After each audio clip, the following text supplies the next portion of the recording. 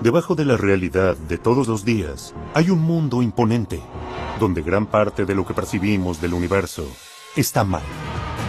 El físico y autor de bestsellers, Brian Greene, lo lleva a un viaje que dobla las reglas de la experiencia humana. ¿Por qué nunca vemos los hechos desarrollarse en el orden inverso? Según las leyes de la física, esto puede suceder. Más allá del cosmos. Un salto cuántico. Durante miles de años, hemos intentado descifrar los misterios del funcionamiento del universo. Y nos ha ido bastante bien. Pensamos una serie de leyes que describen un movimiento claro y certero de galaxias, estrellas y planetas. Pero ahora sabemos que a un nivel fundamental, las cosas son mucho más borrosas, porque descubrimos una serie de leyes revolucionarias que transformaron por completo nuestra imagen del universo.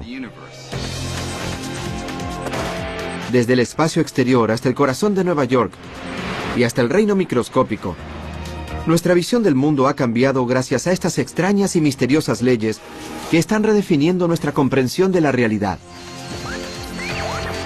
Son las leyes de la mecánica cuántica. Las reglas de la mecánica cuántica se aplican a cada átomo y a cada diminuta partícula de toda la materia, a estrellas y planetas, a rocas y edificios, y a usted y a mí. No notamos lo extraño de la mecánica cuántica en la vida cotidiana, pero siempre está allí si uno sabe dónde mirar. Solo hay que cambiar la perspectiva y llegar a la escala más pequeña, al nivel de los átomos y a las partículas que están dentro de ellos. En el nivel cuántico, las leyes parecieran ser completamente diferentes a las leyes familiares que se aplican a los objetos grandes y cotidianos. Y una vez que los observamos, nunca volvemos a mirar el mundo de la misma manera. No hace mucho pensábamos que lo teníamos bastante resuelto. Las reglas que se aplican a cómo los planetas hacen una órbita alrededor del Sol, cómo una pelota realiza una parábola a través del cielo, cómo las ondas se mueven en círculos sobre la superficie de una laguna. Estas leyes fueron descritas en una serie de ecuaciones llamadas mecánica clásica, y nos permitieron predecir el comportamiento de las cosas con certeza. Todo parecía tener un sentido perfecto. Hasta hace unos 100 años, cuando los científicos intentaban explicar algunas propiedades inusuales de la luz. Por ejemplo, la clase de luz que emiten los gases cuando se calientan en un tubo de vidrio. Cuando los científicos observaron esta luz a través de un prisma, vieron algo que nunca habían esperado. Si calentaras gas y lo miraras por un prisma, formaría líneas. No el espectro continuo que uno espera proyectado por un pedazo de vidrio cortado sobre una mesa, sino líneas muy distintivas. No da un arco iris claro de luces. Da rayos precisos de luz de colores muy específicos. Y era una especie de misterio. ¿Cómo comprender lo que pasaba? Una explicación de algunas misteriosas líneas de color llegarían de la mano de una serie de científicos radicales que al comienzo del siglo XX lidiaban con la naturaleza fundamental del mundo físico. Y algunas de las ideas más sorprendentes llegaron de la mente de Niels Bohr, un físico al que le encantaba discutir nuevas ideas jugando al ping-pong. Bohr estaba convencido de que la respuesta al misterio estaba en el corazón de la materia, en la estructura del átomo. Le pareció que los átomos se asemejaban a un sistema solar diminuto, donde partículas incluso más diminutas, llamadas electrones, orbitaban alrededor de un núcleo, del mismo modo en que los planetas orbitan alrededor del Sol. Pero Bohr propuso que, a diferencia del sistema solar, los electrones no podían moverse en cualquier órbita. Solo ciertas órbitas les estarían permitidas. Tenía una idea muy sorprendente que contrariaba por completo a la física, que es que había estados definitivos, órbitas fijas que podrían tener estos electrones y solo esas órbitas. Bohr decía que al calentarse un átomo, sus electrones se agitaban y saltaban de una órbita fija a la siguiente. Cada salto emitiría energía en formas de luz y longitudes de onda muy específicas. Y por eso los átomos producen colores muy específicos. De aquí es de donde sale la frase salto cuántico. De no ser por el salto cuántico, uno obtendría la totalidad de los colores saliendo del átomo a medida que se excitaba o se calmaba. Pero eso no es lo que vemos en el laboratorio. Se ven rojos y verdes muy intensos. El salto cuántico es el origen y el autor de ese color intenso. Lo que hacía tan sorprendente al salto cuántico era que el electrón pasa directamente desde aquí hasta allí, aparentemente sin moverse por el espacio intermedio. Era como si Marte de pronto pasara de su propia órbita hacia la de Júpiter. Bohr argumentaba que el salto cuántico surgía de una extraña propiedad fundamental de los electrones y de los átomos, y que su energía viene de trozos discretos que no pueden subdividirse, cantidades específicas mínimas llamadas quantum. Y por eso solo hay órbitas discretas y específicas que los electrones pueden realizar. Los electrones debían estar aquí o allí, simplemente en ningún otro lado intermedio. Y eso en la vida cotidiana no se parece a nada. Por más misterioso que pudiera ser, la evidencia rápidamente se acumuló, demostrando que Bohr tenía razón. Los electrones seguían una serie de reglas diferentes que los planetas o las pelotas de ping-pong. El descubrimiento de Bohr cambió el juego. Y con esta nueva imagen del átomo, Bohr y sus colegas se hallaron en un curso de colisión con las leyes físicas aceptadas. El salto cuántico era solo el comienzo. Pronto las radicales visiones de Bohr lo llevarían cara a cara con uno de los físicos más grandes de la historia. Albert Einstein no le temía a las nuevas ideas. Pero durante los años 20, el mundo de la mecánica cuántica comenzó a virar en una dirección en la que Einstein no quería ir. Una dirección que se desviaba por completo de las predicciones absolutas y definitivas, que eran el sello de la física clásica. Una prueba en particular que se conocería como el experimento de la doble rendija, expuso misterios cuánticos como ningún otro. Si uno buscaba una descripción de la realidad basada en la certeza, sus expectativas serían destrozadas.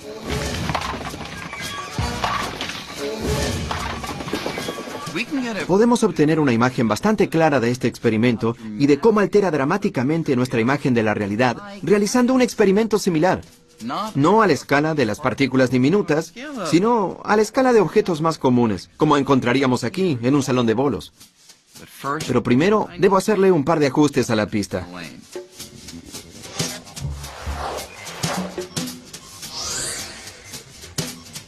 Uno esperaría que si hago rodar algunas de estas bolas por la pista, o bien nos detendrá la barrera, o pasaría por una de las rendijas y golpearíamos la pantalla de atrás.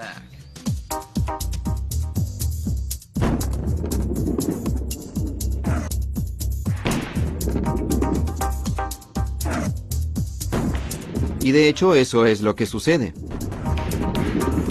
Las bolas que la atraviesan siempre golpean la pantalla directamente detrás, ya sea de la rendija izquierda o de la derecha. El experimento de la doble rendija era bastante parecido a este, solo que en lugar de bolas de boliche se usan electrones que son miles de millones de veces más pequeños. Pueden imaginárselos así.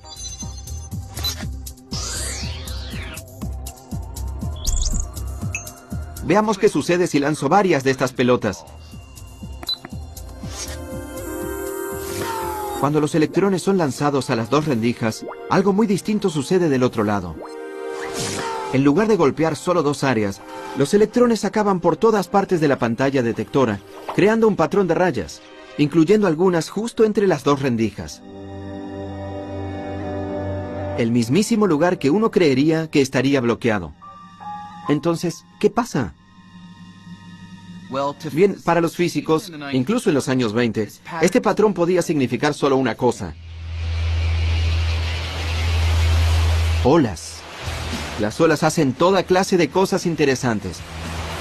cosas que las bolas de boliche nunca harían. Pueden dividirse, pueden combinarse. Si enviara una ola de agua a través de las dobles rendijas, se dividiría en dos, y luego las dos series de olas se intersectarían. Picos y valles se combinarían agrandándose en algunos lugares, haciéndose más pequeños en otros, y a veces cancelándose entre sí.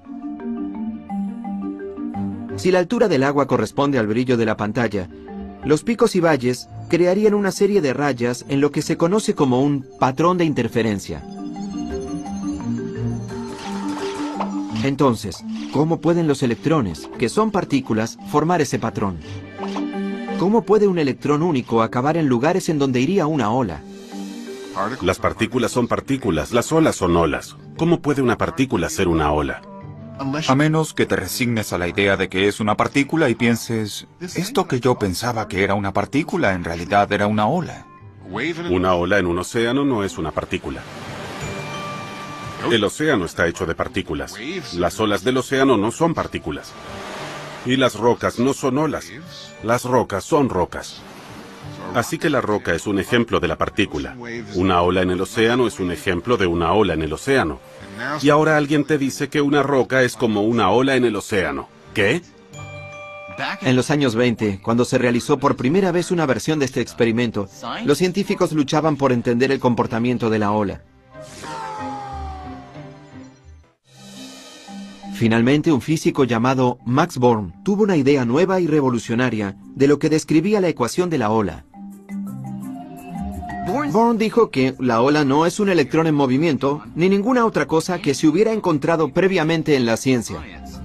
En su lugar, declaró que es algo muy peculiar, una ola de probabilidad. Esto es, que Born argumentaba que el tamaño de la ola en cualquier lugar provoca la probabilidad de que el electrón se halle allí. Donde la ola es grande, allí encontraremos el electrón. Es donde es más probable que esté el electrón. Y eso es muy extraño, ¿no? El electrón solo parece ser un revoltijo de posibilidades. No se te permite preguntar dónde está el electrón ahora. Se te permite preguntar, si busco al electrón en esta parte en particular del espacio, ¿cuál es la probabilidad de que lo encuentre allí? O sea, eso molesta a cualquiera, en cualquier momento.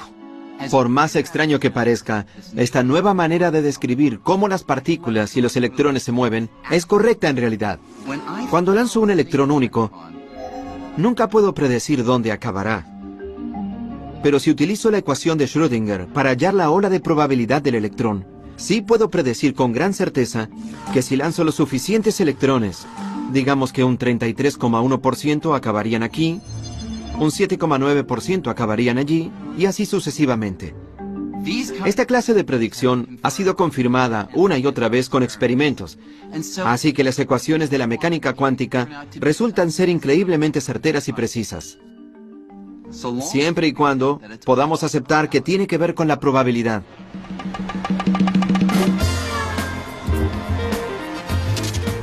Si creen que la probabilidad quiere decir que están reducidos a adivinar, los casinos de Las Vegas están listos para probar que se equivocan. Intenten en cualquiera de estos juegos de azar y verán el poder de la probabilidad. Digamos que hago una apuesta de $20 en el 29 en esta mesa de la ruleta.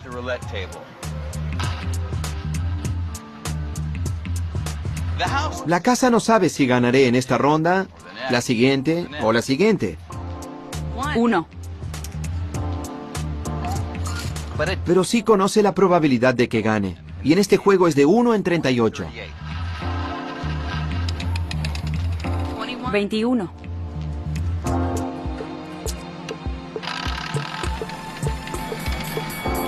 29. Así que a pesar de que gane de vez en cuando, a la larga la casa siempre se lleva más de lo que pierde. El punto es que la casa no tiene que conocer el resultado de ningún juego de naipes, de dados o de la ruleta.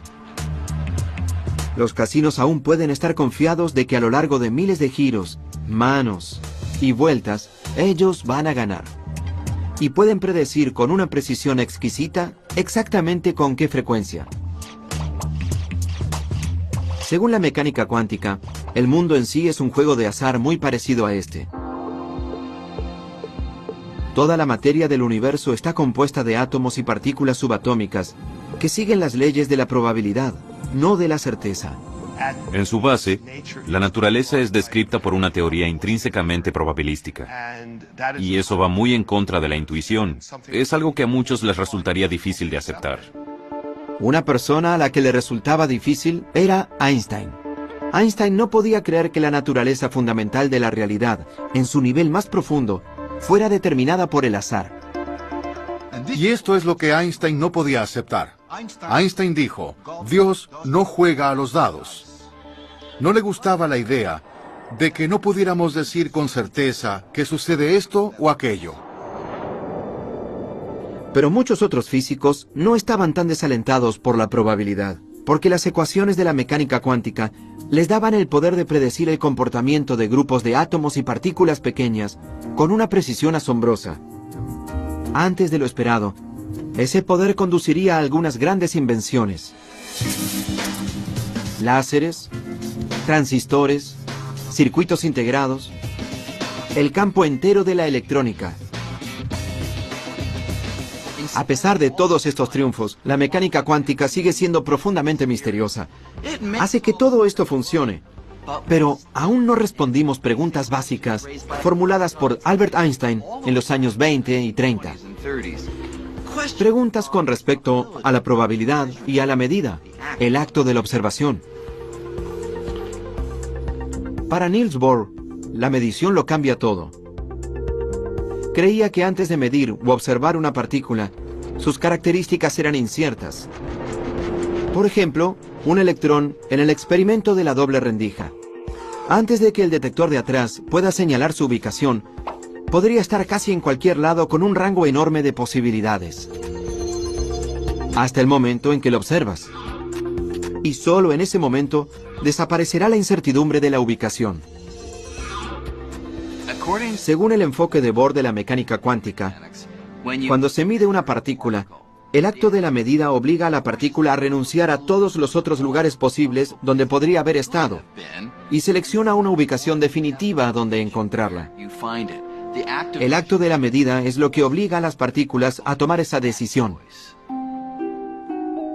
Niels Bohr aceptó que la naturaleza de la realidad era intrínsecamente borrosa, pero Einstein no. Él creía en la certeza no solo cuando algo se mide o se observa, sino todo el tiempo. Como dijo Einstein, a mí me gusta pensar que la luna está allí, incluso cuando no la estoy mirando. Eso era lo que tanto le molestaba a Einstein. ¿Pensamos que la realidad del universo descansa en si abrimos los ojos o no? Es estrafalario. Einstein estaba convencido de que algo le faltaba a la teoría cuántica. Algo que describiría todos los rasgos detallados de las partículas, como sus ubicaciones, incluso cuando no las miráramos. Pero en ese momento, pocos físicos compartieron su preocupación. Y Einstein consideraba que era abandonar el trabajo del físico. No era una física mala, estaba incompleto. Esa es la abstención de Einstein. La mecánica cuántica no es incorrecta hasta donde se sabe, pero está incompleta. No captura todas las cosas que pueden observarse o predecirse con certeza. A pesar de los argumentos de Einstein, Niels Bohr se mantuvo firme. Cuando Einstein repitió que Dios no juega a los dados, Bohr le respondió: deja de decirle a Dios qué hacer. Pero en 1935, Einstein pensó haber hallado finalmente el talón de Aquiles de la mecánica cuántica. Algo tan extraño, tan contrario a las concepciones lógicas del universo, que pensó que tenía la clave para probar que la teoría estaba incompleta. Se llama entrelazamiento. La más estrafalaria, la más absurda, la más loca, la más ridícula predicción que hace la mecánica cuántica es el entrelazamiento. El entrelazamiento es una predicción teórica que viene de las ecuaciones de la mecánica cuántica. Dos partículas pueden entrelazarse si están cerca, y sus propiedades se vinculan. Notablemente, la mecánica cuántica dice que, incluso si estas partículas se separaran y fueran enviadas en direcciones opuestas, pueden permanecer entrelazadas, inextricablemente conectadas. Para comprender lo profundamente extraño que es esto, consideremos una propiedad de los electrones llamada spin. A diferencia de la peonza, el spin de un electrón, al igual que otras cualidades del electrón, por lo general es borrosa e incierta hasta el momento en que se mide. Y al hacerlo veremos que gira en el sentido de las agujas del reloj o en el sentido contrario a las agujas del reloj. Es parecido a esta ruleta. Cuando deje de girar acabará azarosamente en el rojo o en el azul.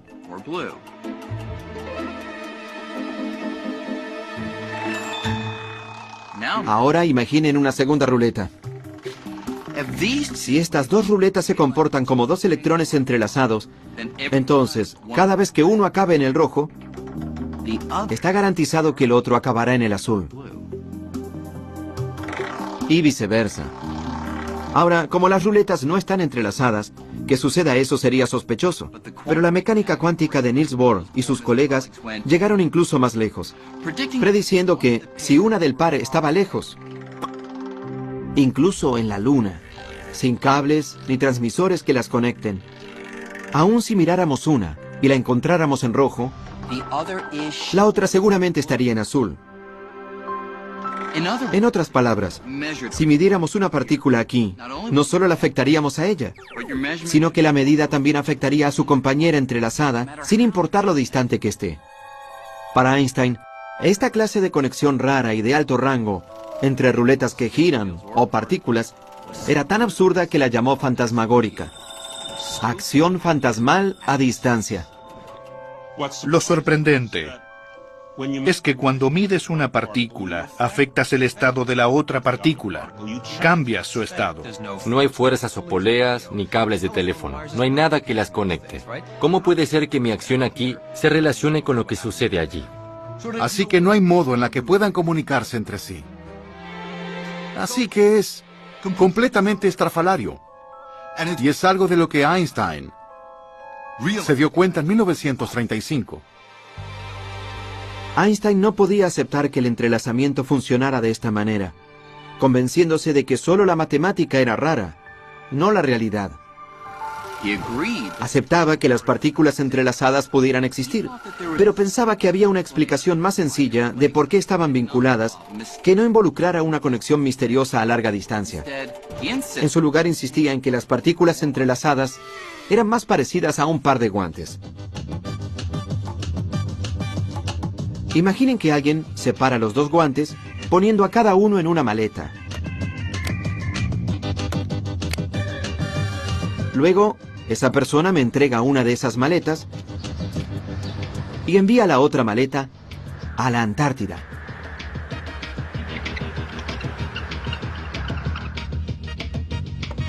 Gracias. Antes de mirar dentro de mi maleta, ya sé que tiene un guante derecho o izquierdo. Y al abrir mi maleta, si encuentro un guante izquierdo, entonces sé que en ese instante, la maleta en la Antártida debe contener un guante derecho, incluso a pesar de que nadie miró dentro de ella. No hay nada misterioso en esto. Obviamente, al mirar dentro de la maleta, no afecté a ninguno de los dos guantes. Esta maleta siempre tuvo un guante izquierdo. Y la de la Antártida siempre tuvo uno derecho. Eso se determinó en el momento en que los guantes se separaron y se empacaron. Einstein pensaba que exactamente la misma idea se aplicaba a las partículas entrelazadas. Cualquiera sea la configuración en la que están los electrones, debe haber estado completamente determinada desde el momento en que se separaron. Entonces, ¿quién tenía razón?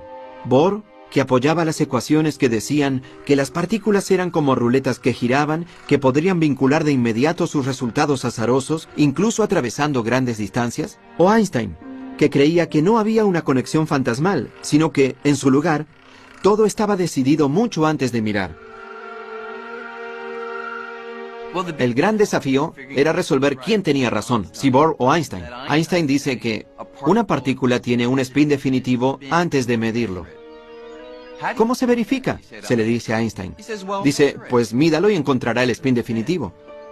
Bohr diría, pero es el acto de medirlo lo que hizo que el spin tenga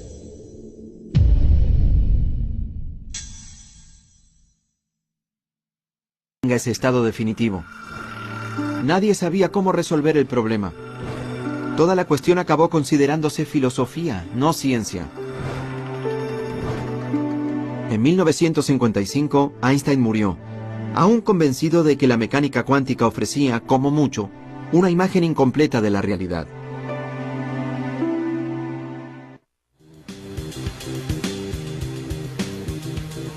En 1967, en la Universidad de Columbia, la misión de Einstein de desafiar a la mecánica cuántica fue asumida por un recluta insólito. John Clauser estaba a punto de graduarse como doctor en astrofísica. Lo único que se le interponía era su calificación en mecánica cuántica. Cuando aún estaba estudiando, por más que lo intentara, no podía comprender la mecánica cuántica.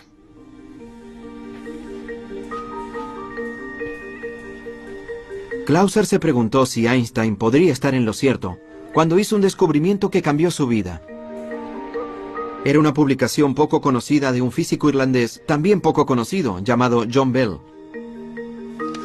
Increíblemente, Bell parecía haber hallado una manera de romper el bloqueo entre Einstein y Bohr y demostrar de una vez por todas quién tenía razón acerca del universo.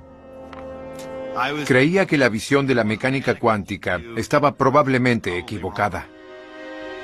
Al leer la publicación, Clauser vio que Bell había descubierto cómo saber si las partículas entrelazadas se comunicaban con una acción fantasmal, como las ruletas, o si no había nada fantasmal en absoluto, y las partículas ya estaban determinadas, al igual que el par de guantes. Con una astuta matemática, Bell demostraba que si la acción fantasmal no funcionaba, la mecánica cuántica no estaba para nada incompleta, como pensaba Einstein. Estaba mal. Llegué a esta conclusión. Dios mío, este es uno de los resultados más profundos que haya visto. Bell era teórico, pero su publicación demostraba que la cuestión podría ser comprobada construyendo una máquina que creara y comparara muchos pares de partículas entrelazadas. Bell convirtió la pregunta en una cuestión experimental. No se trataría solo de filosofía o de intercambiar papeles. Y el experimento que imaginó podía realizarse. Realmente se podía armar un experimento real para forzar la situación. Clauser se lanzó a construir una máquina que finalmente saldara el debate. Yo era solo un estudiante. Me resultaba asombroso. Siempre está la sutil posibilidad de que encuentres un resultado que sacuda al mundo.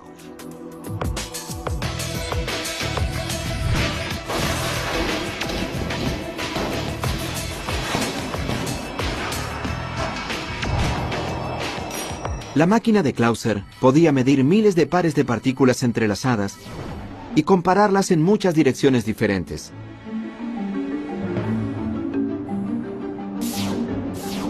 A medida que los resultados comenzaron a llegar, Clauser se sorprendió y no se alegró. No dejaba de preguntarme qué hice mal, qué errores cometía en esto. Clauser repitió su experimento, y pronto el físico francés Alain Aspect desarrolló pruebas incluso más sofisticadas. Una de ellas iba al corazón del debate entre Einstein y Bohr. En la prueba de Aspect, el único modo en que medir una de las partículas pudiera influir directamente a la otra sería que una señal viajara entre ellas más rápido que la velocidad de la luz, algo que el mismísimo Einstein había demostrado como imposible. La única explicación que quedaba era la acción fantasmal. Así que el experimento de Aspect borró virtualmente toda duda. El resultado de estos experimentos son sorprendentes y demuestran que la matemática de la mecánica cuántica está en lo cierto. El entrelazamiento es real. Las partículas cuánticas pueden vincularse a través del espacio. Medir una cosa, de hecho, puede afectar instantáneamente a su compañero distante, como si el espacio que los distanciara ni siquiera existiese. Lo único que Einstein consideraba imposible, la acción fantasmal a distancia, realmente sucede. Una vez más estaba muy triste por no haber descartado a la mecánica cuántica, porque aún hasta el día de hoy me cuesta mucho comprenderla. Eso es lo más estrafalario de la mecánica cuántica. Es imposible siquiera comprender. Ni siquiera me pregunten por qué. No me pregunten, aunque lo harán, cómo funciona, porque es una pregunta ilegal. Solo podemos decir que aparentemente esa es la manera en que funciona el mundo. Así que, si aceptamos que el mundo realmente funciona de esta extraña manera, ¿podríamos aprovechar la acción fantasmal a distancia del entrelazamiento para hacer algo útil? Pues, un sueño ha sido, de algún modo, transportar a la gente y las cosas de un lugar al otro sin atravesar el espacio que los separa. En otras palabras, la teletransportación. Teletranspórtame. Energizar. Energizando. En Viaje a las Estrellas, la teletransportación siempre lucía muy conveniente. Parece pura ciencia ficción, pero ¿podría posibilitarlo el entrelazamiento? Extraordinariamente, ya se están haciendo pruebas aquí, en las Islas Canarias, cerca de la costa africana. Hacemos los experimentos aquí en las Islas Canarias porque tienes 2 observatorios. Y después de todo, es un buen ambiente.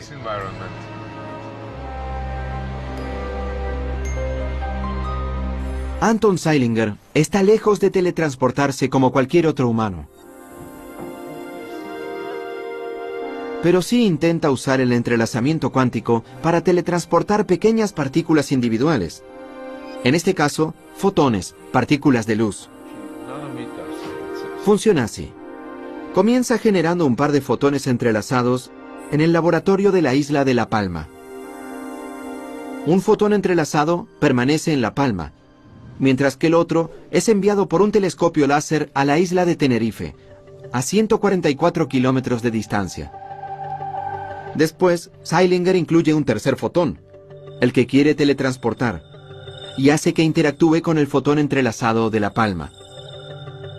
El equipo estudiará la interacción comparando los estados cuánticos de las 2 partículas. Y esta es la parte increíble. Por la acción fantasmal, el equipo podrá usar esa comparación para transformar al fotón entrelazado en la isla distante en una copia idéntica de ese tercer fotón. Sería como si el tercer fotón se teletransportara a través del mar sin atravesar el espacio entre las islas. Extraemos la información que lleva el original y hacemos un nuevo original allí. Utilizando esta técnica en otros lugares, Zeilinger ha teletransportado con éxito miles de partículas. Pero, ¿podría ir esto incluso más lejos? Ya que estamos hechos de partículas, ¿podría este proceso hacer posible la teletransportación humana?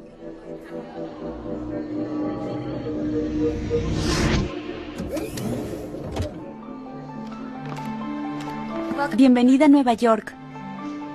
Digamos que quiero ir a almorzar a París. Pues, en teoría, el entrelazamiento podría algún día hacer que eso sea posible. Esto es lo que necesito. Una cámara de partículas aquí en Nueva York que esté entrelazada con otra cámara de partículas en París. Por aquí, señor Green. Entraría a una cápsula que sería como un escáner o una máquina de fax. Mientras el aparato escanea la gran cantidad de partículas en mi cuerpo, más partículas que estrellas en el universo observable, a la vez escanea las partículas de la otra cámara y crea una lista que compara el estado cuántico de ambas series de partículas. Y aquí es donde entra en juego el entrelazamiento. Por la acción fantasmal a distancia, esa lista también revela cómo el estado original de mis partículas se relaciona con el estado de las partículas en París. A continuación, la operadora envía esa lista a París. Allí usan los datos para reconstruir el estado cuántico exacto de cada una de mis partículas y un nuevo yo se materializa. No es que las partículas viajen de Nueva York a París. es que el entrelazamiento permite que mi estado cuántico sea extraído en Nueva York y se reconstituya en París, hasta la última partícula.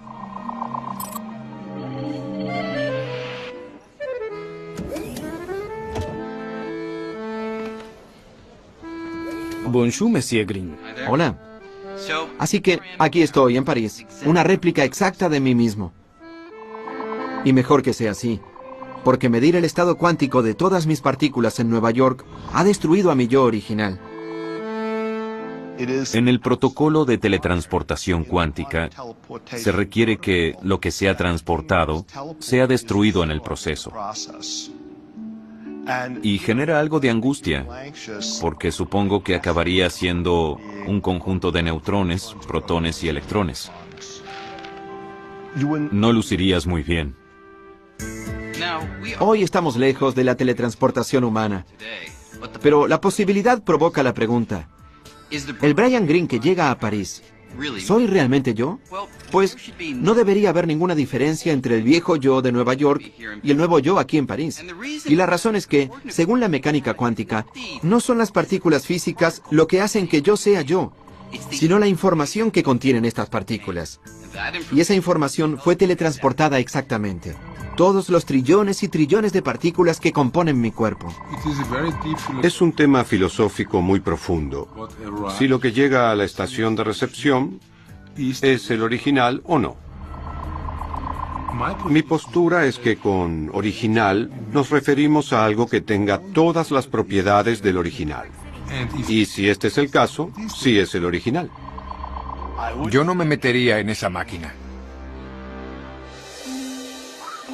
Ya sea que la teletransportación humana alguna vez se vuelva o no una realidad, la falta de certeza de la mecánica cuántica tiene toda clase de aplicaciones prácticas. Aquí en el MIT, Seth Lloyd es uno de los muchos investigadores que intentan aprovechar la mecánica cuántica de maneras poderosas y nuevas. La mecánica cuántica es rara, tan solo es así. Así que la vida nos está dando limones raros. ¿Podemos hacer limonada rara con esto? La limonada rara de Lloyd llega en forma de una computadora cuántica. Estas son las entrañas de una computadora cuántica. Este invento de oro y bronce puede no lucir nada parecido a una computadora familiar, pero en su corazón habla el mismo idioma. Código binario. Un lenguaje de computadora compuesto por ceros y unos llamados bits. El trozo más pequeño de información es un bit. Y lo que hace la computadora es sencillamente reducir la información a sus trozos más pequeños y luego combinarlos muy rápidamente. Esta computadora cuántica habla en bits, pero a diferencia de un bit convencional, que en cualquier momento puede ser un 0 o un 1, un bit cuántico es mucho más flexible. Algo aquí puede ser un bit. Aquí hay un 0, allí hay un 1. Es un bit de información. Así que si puedes tener algo que esté aquí y allí al mismo tiempo, tendrás un bit cuántico, o qubit. Al igual que un electrón puede ser una mezcla borrosa de giros, en el sentido de las agujas del reloj y en el sentido contrario, un bit cuántico puede ser una mezcla borrosa de ceros y unos. Así que un qubit puede hacer varias cosas a la vez. Eso significaría que puedes hacer cómputos de un modo en que nuestros cerebros clásicos no podrían ni soñar. En teoría, los bits cuánticos podrían estar hechos de cualquier cosa que se comporte de un modo cuántico, como un electrón o un átomo. Como los bits cuánticos son tan buenos en hacer varias cosas a la vez, si podemos resolver cómo hacer que los qubits trabajen juntos para resolver el problema, nuestro poder para computar podría explotar exponencialmente. Para tener una idea de por qué la computación cuántica sería tan poderosa, imaginen estar atrapados en el medio de un laberinto de setos.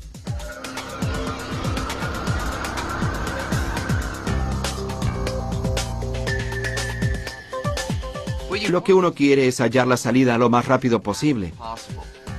El problema es que hay muchas opciones. Y solo puedo probarlas una por vez. Esto significa que voy a llegar a muchos resultados infructuosos. Iré a muchos callejones sin salidas. Y daré muchas vueltas equivocadas antes de finalmente tener suerte y encontrar la salida. Y así es como resuelven los problemas las computadoras de hoy. Aunque lo hacen muy rápidamente, solo realizan una tarea a la vez. Del mismo modo, yo solo puedo investigar un camino a la vez en el laberinto. Pero si pudiera probar todas las posibilidades a la vez, sería diferente. Y así es como funciona la computación cuántica. Ya que las partículas pueden, de algún modo, estar en varios lugares a la vez, la computadora podría investigar una enorme cantidad de caminos o soluciones a la vez y encontrar la correcta en un parpadeo. Un laberinto como este solo tiene un número limitado de caminos que explorar, así que una computadora convencional podría encontrar la salida bastante rápido. Pero imaginen un problema con millones o miles de millones de variables, como predecir el clima con mucha antelación. Podríamos predecir desastres naturales como terremotos o tornados. Resolver esta clase de problemas ahora sería imposible, porque se necesitaría una computadora ridículamente enorme. Pero una computadora cuántica podría hacer este trabajo con solo algunos cientos de átomos. Así que el cerebro de esa computadora sería más pequeño que un grano de arena. Sin dudas, estamos mejorando cada vez más en aprovechar el poder del mundo cuántico. Y quién sabe a dónde podría llevarnos. Pero no podemos olvidar que en el corazón de esta teoría que nos ha dado tanto, sigue habiendo un enorme agujero. Todo lo raro del nivel cuántico, a la escala de átomos y partículas, ¿a dónde se dirige? ¿Por qué las cosas en el mundo cuántico pueden permanecer en un estado de incertidumbre, aparentemente estando un poco aquí y un poco allí, mientras que tú y yo, que, después de todo, estamos hechos de átomos y partículas, parecemos estar siempre atascados en un estado único y definitivo? Nosotros siempre estamos o aquí o allí. Niels Bohr no ofrecía una explicación real de por qué toda la rareza del mundo cuántico pareciera desaparecer a medida que las cosas aumentan de tamaño. Por más poderosa y precisa que la mecánica cuántica ha probado ser, los científicos siguen luchando para resolver esto. Algunos creen que falta un detalle en las ecuaciones de la mecánica cuántica. Así que, a pesar de que hay múltiples posibilidades en el mundo de lo diminuto, los detalles que faltan ajustarían los números en nuestro ascenso de átomos a objetos en el mundo grande para que se haga claro que todas, excepto una de esas posibilidades, desaparezcan y den un único y certero resultado. Otros físicos creen que todas las otras posibilidades que existen en el mundo cuántico no desaparecen nunca. En su lugar, cada posibilidad posible sucede. Solo que la mayoría sucede en otros universos, paralelos al nuestro. Es una idea alucinante. Pero la realidad podría ir más allá del universo único que vemos todos, y estar constantemente ramificándose, creando nuevos mundos alternativos donde todas las posibilidades se desarrollan. Esta es la frontera de la mecánica cuántica, y nadie sabe a dónde nos llevará. El mismísimo hecho de que nuestra realidad sea más grandiosa, mucho más extraña y misteriosa de lo que pensábamos, es para mí también muy hermosa e imponente. La belleza de la ciencia es que permite aprender cosas que van más allá de tus más grandes sueños. Y la mecánica cuántica es el epítome de eso. Después de aprender mecánica cuántica, nunca vuelves a ser el mismo. Por más extraña que pudiera ser la mecánica cuántica, lo que es claro ahora es que no hay barreras entre los mundos de lo pequeño y de lo grande. En su lugar, estas leyes se aplican en todos lados, y es solo que los rasgos raros son más aparentes cuando las cosas son pequeñas. Así que el descubrimiento de la mecánica cuántica ha revelado una realidad, nuestra realidad, que es tan asombrosa como emocionante, y nos acercó mucho más a entender por completo la tela del cosmos.